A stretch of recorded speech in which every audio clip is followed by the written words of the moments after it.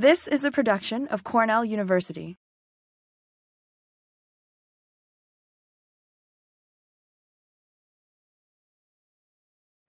Yeah, so I went to the University of Michigan and studied philosophy and psychology, which in retrospect should have been called pre-unemployment because it prepared me for nothing useful. I discovered all of my colleagues at the time I discovered during my last semester, everyone else was going to law school, and I was the sap that studied philosophy because I thought it was really interesting and it was about knowledge and wisdom.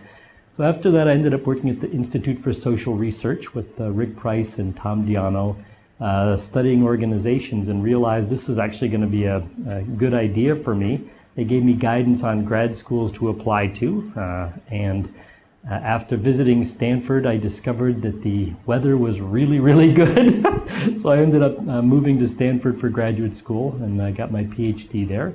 So Jeff Pfeffer was my main advisor, and my committee had Dick Scott, Jim Barron, and Don Palmer. One of the things I did while I was there that allows me to pass as a sociologist, even though I probably shouldn't be able to, is I took all the doctoral classes in sociology and tried to get a joint PhD in sociology and business. And the business school people said, yeah, sounds like a good idea. And the sociology people, and I'm not going to call out John Mayer explicitly, but it was John Mayer, said, no, that's like mixing cotton and polyester. These things shouldn't be put together. So that didn't pan out, but I've still been able to pass as a sociologist since then. I taught at Northwestern for 4 years and was at Columbia for 3 years, and then at the Center for Advanced Study at Stanford for 1 year, and then moved to Michigan in 1998, and I've been there ever since with occasional visits to other places. Yeah, it's interesting because I don't do much that looks like what my mentors would want me to do. So I write papers critiquing institutional theory, which my friend and co-author Dick Scott is well associated with, and critiques of resource dependence theory, which my main advisor is kind of the founder of that. So I have very bad manners in terms of following mentors. I kind of think of myself as a dilettante, although I should come up with a better word for that. Maybe fox rather than hedgehog. So I've dabbled in a lot of different things, but there is kind of a mainline trajectory, which I'd argue is about the influence of finance on social structure and the corporate sector. So how the increasing financialization of society has had impacts on corporations, households, institutions in the US. So not really tied to a particular theory so much as a set of phenomena. Yeah, it's pretty funny. My last book, Managed by the Markets, came out in 2009, and I realized when it came out that it was basically the completion of my dissertation, that all of the things that I thought were interesting questions that I wanted to answer in the late 1980s, it took me 20 more years to actually nail those things down and sort of draw it to a close. So for doctoral students, finishing your dissertation is really provisional. You get the signature, you file the book at the library, but you're not really done with it necessarily. It took me about 20 more years to follow the threads behind that. And that's kind of the way that I see it. For me, theories that I pick up or use are network analysis, institutional theory, social movement theory. I think of those as being like a set of tools, like a bunch of crescent wrenches and hammers, and I use them if they're useful for making sense of what I consider to be the important phenomenon. So I'm not really prosecuting a theoretical agenda so much as trying to make sense of something that's going on more broadly in society.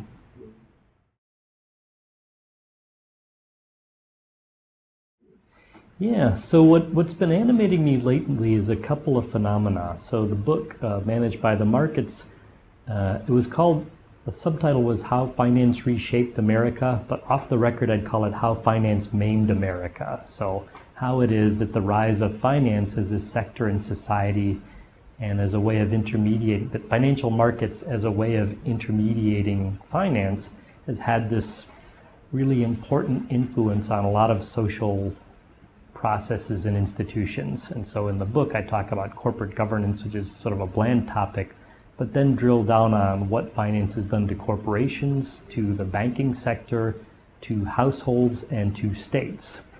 And I find a similar sort of theoretical process going on in each case. So strangely enough, everybody wants to look like Nike now, which is they have a brand name, a sort of a facade or an identity that they put out to the public, but behind the scenes there are other things going on. So in the corporate world, it looks like Nike. Nobody actually makes the products with their names on them anymore, whether it's pet food or blood thinner or sneakers. They're really, or iPhones, they're manufactured by someone else, and the company whose name is on it, the facade or the front, is something different. So the same thing has happened in banking because of securitization. Households, I would argue, that's a little psychedelic, and governments to a remarkable degree now, which I think Edward Snowden illustrates. An awful lot of what is done in the name of the government is actually done by contractors. So our government looks a lot more like Nike now than it used to, which is a surprising thing that I don't think has been picked up on as much as it might be. It's kind of a return to what was true of the Italian city-states. They didn't raise armies from among their citizenry. They hired Germans to protect them. So the same kind of thing is happening in the US. We hire Blackwater to protect our diplomats or to torture prisoners at Abu Ghraib. We hire external vendors to vet the security clearance of people like Edward Snowden, and then we hire Bain or other vendors to actually do the intelligence work. So that's an odd thing, and I argue that there's a kind of homologous process going on across a lot of different sectors, this sort of Nike-ification. So that was sort of the effect of finance on various things, on culture and on institutions. What's animating me lately is changes in the way that stuff is produced. So the simplest way to put this is all of the capital equipment that used to be expensive is now cheap. And so it means that the rationale for having very large-scale corporations be central actors in the economy is no longer there. So the reason why we have big corporations is because a giant assembly line in Dearborn, Michigan, the Rouge plant, was the cheapest way to make cars. Big was better and cheaper, and so we got very large-scale corporations. They're really premised on economies of scale, that the bigger it is, the cheaper it is. That's largely eroding now, so that capital equipment like computer numerically controlled machine tools or routers are much, much cheaper. You could afford one. In fact, for my son's college costs $42,000 a year. For 4 years of that, you could outfit a universal fabrication facility with CNC routers and lathes, and you could make all kinds of different goods with the cost of a college education. So when it becomes that cheap, it's possible to have really highly dispersed, localized manufacturing. So that's one of the things that's fascinated me these days, is that if the cover charge, the expense that it takes to enter an industry is really low, then you see a lot of interesting local experiments. And on the other side, large corporations, large institutions no longer have the sway that they might. So it's a little bit psychedelic, but that's what I've been thinking about lately, is sort of the locavore movement, the maker movement, the belief that that things can be done on a much smaller and more customized scale in a way that's economically viable. So I loved the interview with Howard Earl Aldrich. I do want to point out that his middle name is Earl, which helps clarify why he lives in North Carolina. But Howard actually gave me a shout out in his interview in this series. I don't know if you remember, this was a couple of months back, but he was really interested in the maker movement. He's been taking classes and he's buying his own CNC router so that he can do woodworking in his basement, which is partly, I guess, because he's interested in working with wood, but it also, it's a way to get into the whole maker movement. The notion that maybe post-industrial society will look pretty different from what we thought it was going to look like. Instead of robots doing all of our work, maybe it'll be that if the cover charge is low enough, I mean, you and I can now make beautiful designs on the computer, print them out on laser printers, and it looks fantastic. Things that 40 years ago would have required a whole array of skills and an army of people who knew what they were doing. Now you and I can do it with minimal training. So what happens if that same process becomes true of physical goods? That if you can design it on your computer, share it with someone else, tweak it, and then basically hit print and get a CNC tool to make it, that's going to open up possibilities that are really remarkable. So it would have seemed implausible 20 years ago to have a wiki car designed online through an open source format, and yet that's happening now. Who would have thought it made sense to enter the American auto industry in 2002? Tesla. So it's becoming possible to do things cost effectively on a small scale that I think is going to change how we relate to physical goods, which now ends up sounding really psychedelic. Sorry about being psychedelic there, but it's exciting. So Howard is interested in this, and I'm interested in this because I think we both see interesting possibilities in reclaiming local economies. It opens up the possibilities for what those organizations will look like. Is it going to be a co-op where everybody chips in and buys a lot of CNC tools and then makes stuff? Or maybe the municipal library will decide that part of their brief is to have tool shops that are available to the public so that people can make their own stuff. So instead of buying IKEA furniture, you'll find the design online, tweak it, make it out of that tree in your backyard. So that's becoming possible now. Not clear where all this is going to go, but I spent a lot of time in Detroit, and there's a lot of people under 30 who are finding interesting ways to test out these premises, taking the tools and seeing what they make of them. So in 2012, Eric Olin Wright was president of the ASA, and the ASA meetings were about real utopias. And Eric commissioned a set of people to write about, can you come up with a plausible plan for a real utopia? So not just normal sociology, but can you lay out some of the groundwork for a utopia on some area of society? And he gave me the topic of the corporation, reimagining the corporation. And it was more exciting than I expected. When I went through the particulars, I came to the conclusion that the corporation is doomed as a social institution in the US, that our rationale for having corporations, the dominant economic institutions of the 20th century, that in 5 years we're going to look back and say, I remember corporations. Yeah, I kind of like the Habsburgs. It was sort of something that seemed inevitable and indomitable.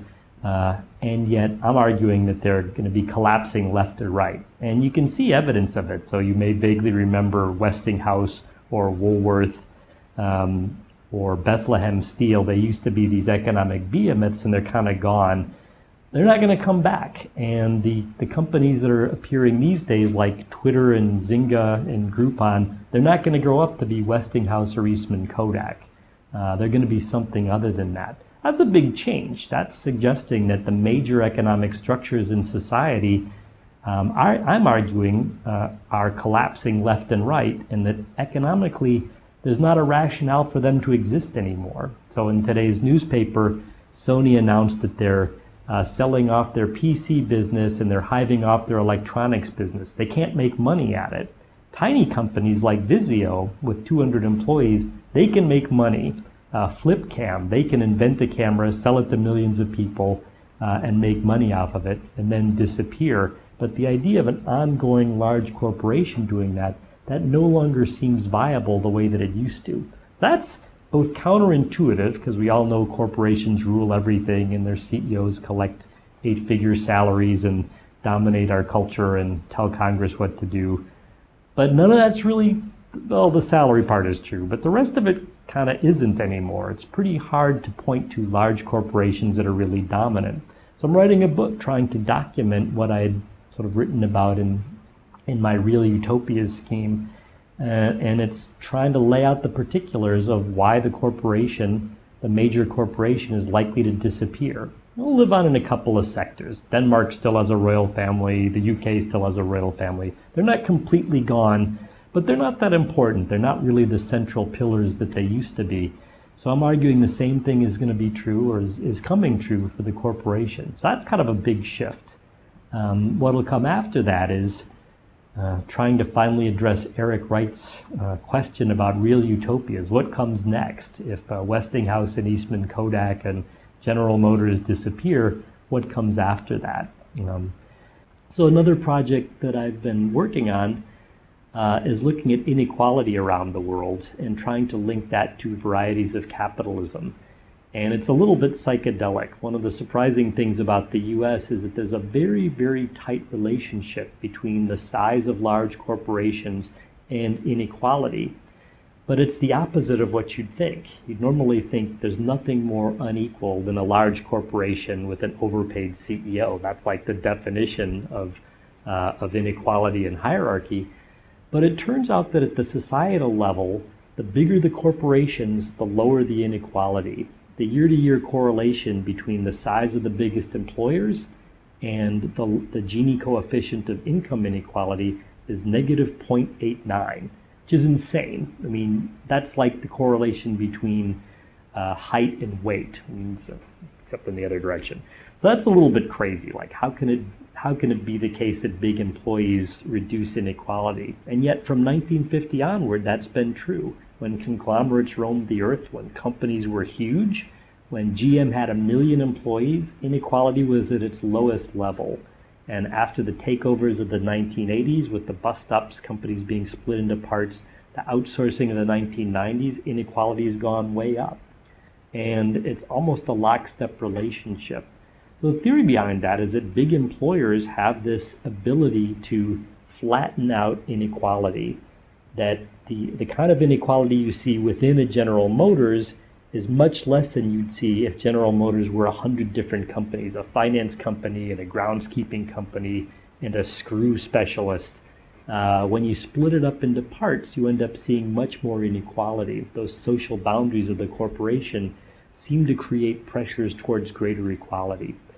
That seems counterintuitive, but it turns out to be true. What I'm doing with one of my colleagues, J. Adam Cobb, who teaches at the Wharton School, is to try and unpack that and take that story global and look at how varieties of capitalism, the different institutions within economies, shape where inequality comes from. Why is Denmark so equal and has such big companies? Why is Colombia so unequal and has such tiny companies? So we're trying to unpack that and explain it over time, which turns out to be a much bigger project than we imagined initially, trying to find out about every major company and every economy around the world for the last half century. It's not as trivial as it sounds, we've discovered. So that's something exciting. worldinequality.org, if you want to get the data and use it yourself, or more helpful for us to contribute some data to the project, that would be great.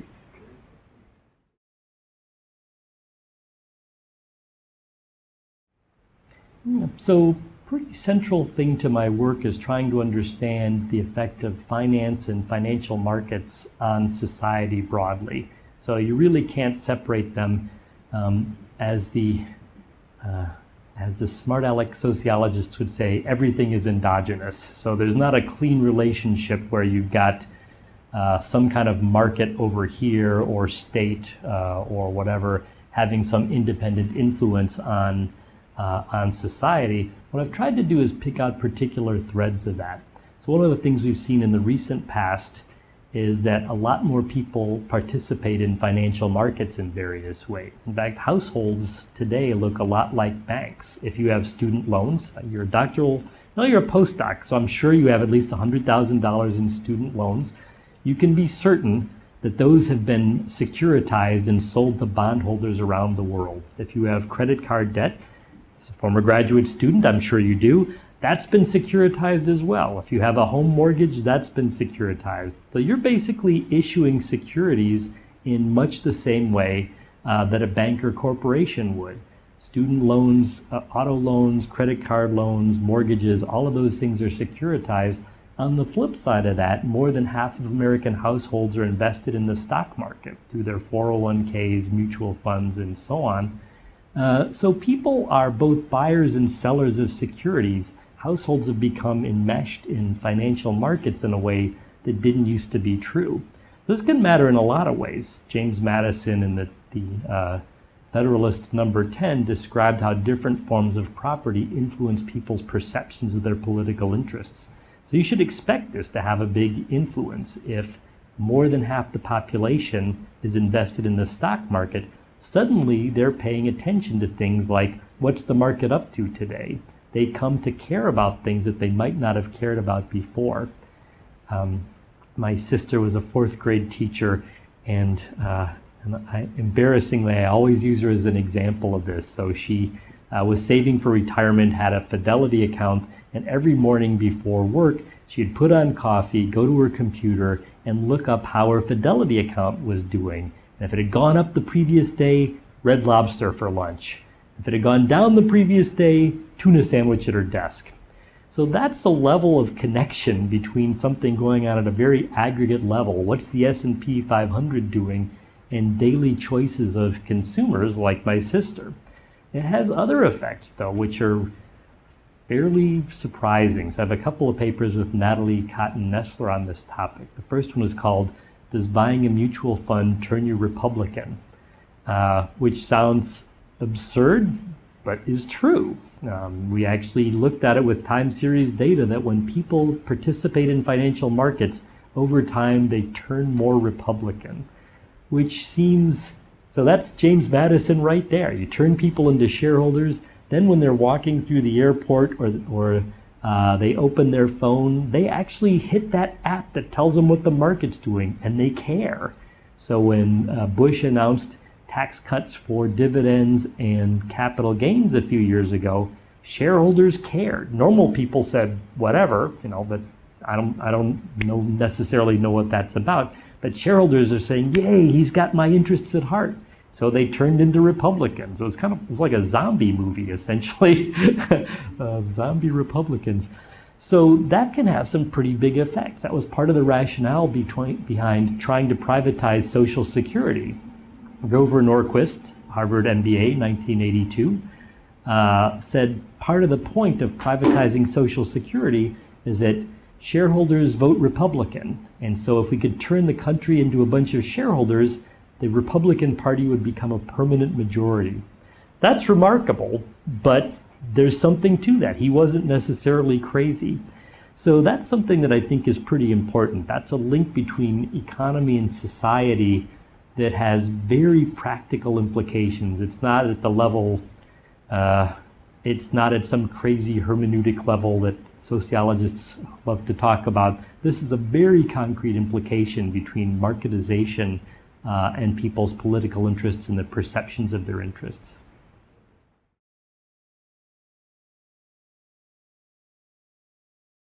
I've been thinking a lot lately about if economic sociologists wanted to have a useful contribution to the policy debate, what would that look like? And I don't think we do it as much as we should. I think that we could be giving useful advice to policymakers and sort of people in practice in various ways.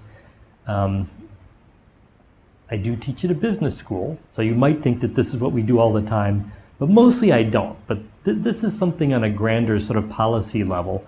So I think that organization theory and economic sociology have both taken a couple of odd turns that make them almost allergic to giving policy advice. So I have two things that I'd really like people to come up with a good answer to. So one of them is that this process of Nikification that I've been writing about, that supply chains have become very dispersed around organizational boundaries, that's created a number of practical problems for people and moral problems for people. One of them is if we don't know where the boundaries of corporations are, we don't know how to make them behave responsibly. If companies don't make the products that are manufactured under their name, then bad things can happen. The factory collapse in Dhaka is a really good example of this, where 1,100 people were killed because of a factory collapse that was traced to Western brands, things that you and I might be buying at our local shopping mall. What do I do about that? How do I have an influence on moral issues like that? Well, I think organizational scholars could become much better at understanding the nature of supply chains. What are the critical points where we could place pressure that would make companies take more responsibility? Can we use newly available technologies to trace out supply chains? There's an interesting example of this. So Hewlett-Packard, after the Dodd-Frank Act was passed, it included this section called the conflict minerals section. So conflict minerals are things like tantalum that are mined in the Congo and they're often used to fund civil war. So they're a source of funds for warlords in the Congo. Bad things happen because people are willing to buy these minerals. So the Dodd-Frank Act requires companies to document, to disclose if they're using minerals that might be funding war in the Congo. They don't have to stop doing it, because Congress can't tell them to do that. They just have to disclose, here's where we get our minerals. And presumably, disclosing that will be enough to get them to rethink their supply chains. Well, that turns out to be really hard for companies to figure out how to do. So Hewlett-Packard, I think, did a wonderful thing. For them, those minerals are 4 steps back in the supply chain. It's not their suppliers, but it's the suppliers of the suppliers of the suppliers of the suppliers. They went around the world to find, where does all the world's tantalum come from? They found 192, roughly, mineral smelters that process this mineral, and then they went around to find out which ones make sure they don't, the money doesn't go to the Congo. And they said, if you're our supplier, these are the people you need to use. So that's like an organizational problem. How do we understand responsibility? How can organizational scholars help make this more possible so that I'm not buying things that are funding child slaves in Ivory Coast, factory collapses in Bangladesh, conflict minerals in the Congo? If we could address that problem, that would be a really compelling contribution we could make. Yeah, that was a little psychedelic, but... Oh, I had another one, though. Do you have a minute? Yeah, let me... Because I claimed there were 2. Conflict minerals and... Oh, job growth. Are we good? Okay. So you'd have to think that people that study economic sociology, that if you ask them, solve the job problem, there's a lot of unemployment, what are the practices, what are the economic structures or the organizational structures that promote employment growth? And you'd think we'd have a lot to say about that. I have a hard time looking at the field and finding research that has really concrete, usable policies. If you were going to tell Obama, or to tell the Federal Reserve, here's a way to bring unemployment down, here are the practices you should promote, I'd love to see what that is, and I haven't seen it. So the doctoral student that solves that problem, or the research agenda that helps us figure out what structures or what processes, what practices will promote employment, that would be a really useful thing. I have a hard time, even as a journal editor, finding the research that I could call out and say, here are the 3 things we know about that. And I'd love to make some progress on that. So.